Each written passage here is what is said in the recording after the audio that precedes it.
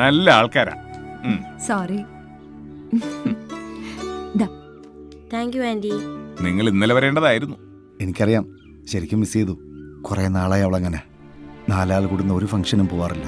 ഞാൻ എത്ര തവണ നിന്നോട് പറഞ്ഞു ഒരു കുഞ്ഞിനെ ദത്തെടുക്കാൻ. പിന്നീട് അതൊക്കെ പുലിവാലാവില്ലേ?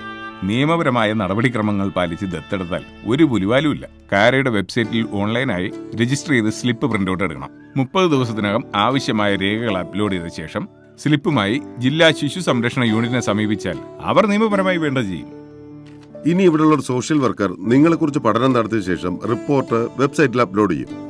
അപേക്ഷകരുടെ മുൻഗണന അനുസരിച്ച് 3 കുട്ടികളുടെ വരെ ഫോട്ടോയും മറ്റ് ഡീറ്റെയിൽസും ഓൺലൈനായി കാണാം. ഇഷ്ടപ്പെടുന്ന കുട്ടി റിസർവ് ചെയ്ത ശേഷം 20 ദിവസത്തിനകം രേഖകൾ ഹാജരാക്കിയാൽ കുട്ടിയെ കാണാൻ കഴിയും. 10 ദിവസത്തിനകം എഗ്രിമെന്റിൽ ഒപ്പുവെച്ചു കഴിഞ്ഞാൽ കുട്ടിയെ നിങ്ങൾക്ക് കൊണ്ടുപോകാം. 2 മാസത്തിനകം നടപടിക്രമങ്ങൾ പൂർത്തീകരിക്കും.